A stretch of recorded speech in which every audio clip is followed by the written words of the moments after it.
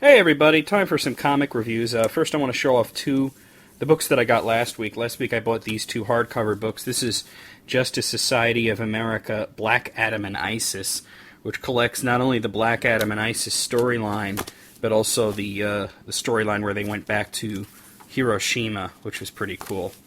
And I also got Superman New Krypton Part 2, which collects the second half of the epic New Krypton storyline, in which Krypton is restored to existing, and a lot of whole shit goes down.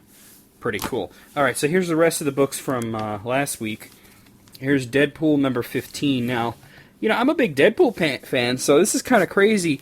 It seems that this particular book is coming out very often. It's definitely not coming out once every month. I mean, it was just a little while ago that I was reviewing Deadpool 14, and that, when Merc at the Mouth going on, and Suicide Kings just ended. There's a lot of Deadpool out there. I mean, everybody just loves Deadpool. By the way, I heard some news about the Deadpool movie. It's not going to share continuity with X-Men Origins Wolverine, which is both good and bad. I think it's bad because I think that the Marvel movies have done a good job of sharing continuity. On the other hand, they screwed up Deadpool in that movie to an extent where it's just better if they do a reboot. So, this one really has Deadpool being kind of depressed. He's in one of his funks. He was bored. He didn't like being a pirate. He's not really crazy about being a mercenary anymore. He's really unhappy with who he is. He wants to be a good person, but he knows he's never going to be like a superhero. There's this really funny part where he goes to San Francisco, and he dresses in a way that he thinks San Francisco people dress, and he's, of course, mistaken for, a gay person. There he is there. And, he gets picked on, and he goes into a Navy bar and talks in a manner that he thinks is going to win them over, but they just, gay bash him, which is ironic because Deadpool is straight. And it kind of shows you a little what people go through in terms of, being discriminated against. There's this one part that's good where these two guys, well, it's a guy and a girl, actually, and I don't know if they're gay themselves, but they say something really encouraging to him, and it kind of peps him up for a little bit, and I thought that was kind of nice. The issue is funny. I mean, just to see him walking around in a tank top and bicycle shorts is funny enough. But it is definitely a slightly more serious issue of Deadpool. So, that being said, I liked it.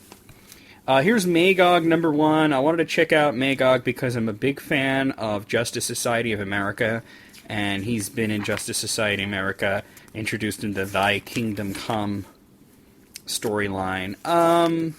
You'll notice that there are a lot of narration boxes. It's just a wall of text. And that being said, it took me a long time to actually get through the issue, as opposed to some books like Invincible, which you'll go through really fast, and then you'll go through it like a second time looking at all the artwork. The artwork in this isn't really anything special, so it was good that I spent a lot of time reading the text. There's just a lot of narration. He just constantly is narrating it. And I don't know, even when there's no narration, you'll just see there's a lot of speech going on. It's a heavy read, which is something that's nice because a lot of comic books, for $2.99, you want something a little more substantial, so that was cool. As for the story itself, it's really nothing all that special. It's kind of interesting. I guess I'll pick up the second issue to see where it takes us. But there was nothing really super compelling about it. So, that being said, Magog number 1, worth a shot if you're a big fan of the character or of Kingdom Come or of Justice Society of America. And if you like a book that will take you longer than 5 minutes to get through, you might want to check it out. I mean, this isn't even like a double-size first issue. This is a normal-size book. So that's worth checking out. It was really nothing amazing in terms of the plot or the artwork or anything. I'd say it's competent. And finally from last week is Batman number 690, and you see Batman fighting Clayface here.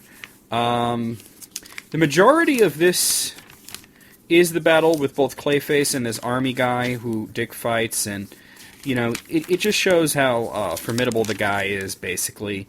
And there's some other stuff with Two-Face here. He's looking for teleporters to take him into the Batcave.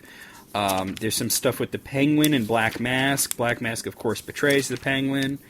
So that's really not that much of a surprise. Here it is happening on these pages. This is the coolest part. Batman has not been operating out of the Batcave. He's been operating out of his penthouse, which kind of reminds me of the movie The Dark Knight a little bit, except, it's not underground.